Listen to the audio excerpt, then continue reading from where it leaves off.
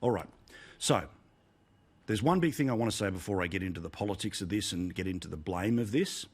The people who are going to be most affected by this shutdown happening in Victoria, yes, business is going to be broken, families are going to be stressed, but we're right back to the 10 people rule for funerals. That includes the people who are the ones administering the funeral.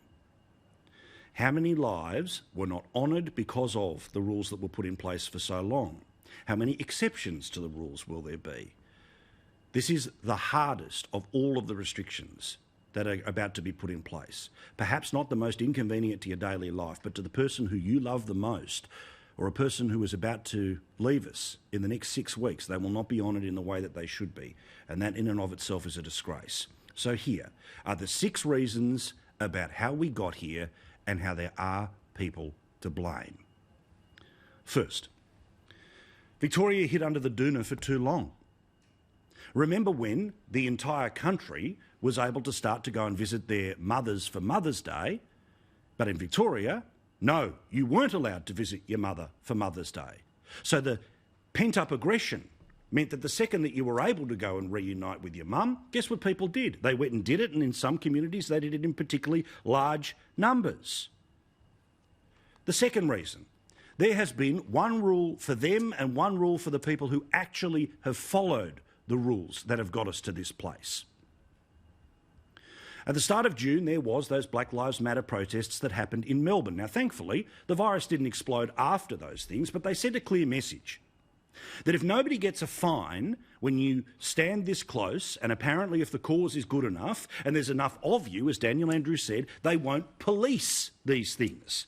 It sent a message that as soon as we were able to either get out of the house or the over-policing of us not getting out of the house, we made the most of that opportunity. Again, some people went on to abuse that. So the frustration was that if you followed the rules, you're getting locked up for another 6 weeks. If you don't follow the rules, if your reason is right enough and there's enough of you, jog on. Remember, Victoria Police were very harsh about this stuff. They were giving fines to people who were teaching their kids how to drive, but not fines for the people doing these protests.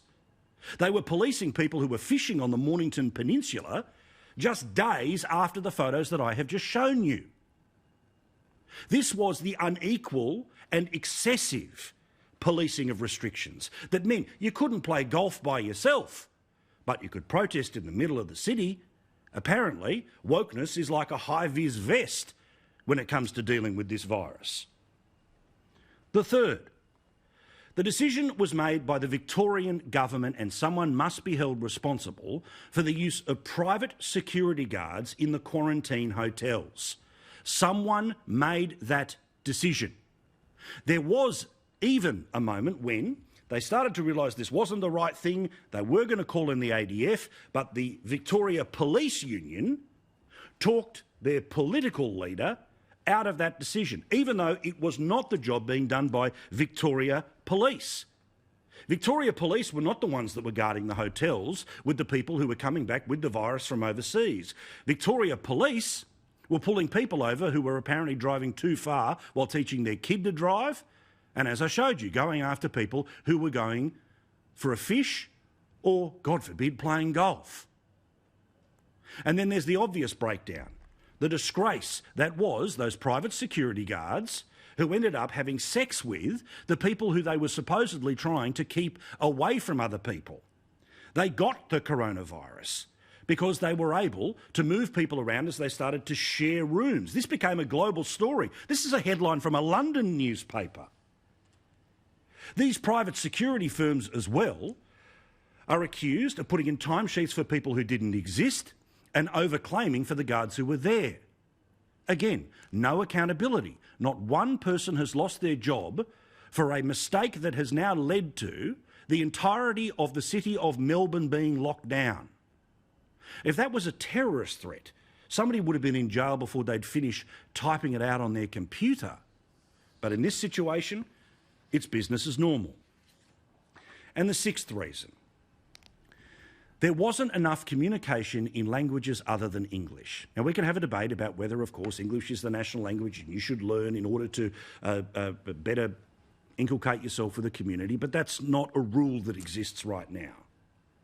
It was only 2 weeks ago when the security guards had been routing the people in the hotels and then going back and hanging out with their mums. Why? Because, of course, they got used to the idea of not being allowed to go and visit their mums. So that, of course, meant that there were infections that started to happen all over the place. And in communities where up to a third of the local council areas couldn't speak English, it was only a couple of weeks ago that the Victorian government started to give the message to people in the language they would be able to understand it. So let's go through it again. All of these are the decisions of government. They held on too long. They had one rule for them. They had private security guards, not the police, dealing with quarantine. They had private security guards who either didn't exist, had 5 minutes training, or were routing the people who were in quarantine. People were allowed to leave the areas without a test when they had come into quarantine. Now, you cannot refuse a breath test, but for some reason you can refuse a COVID test after you have been held up in a hotel because you have had the virus. And finally, the communities were not being told the right amount of information. All of those are decisions of government. None of those are anything but traceable decisions to a human being. Yet not one human being loses their job. Not one human being is about to be stood down. Not one person is going to take responsibility. But millions of people in Victoria are about to be told you can't leave your house unless it's work for the next 6 weeks.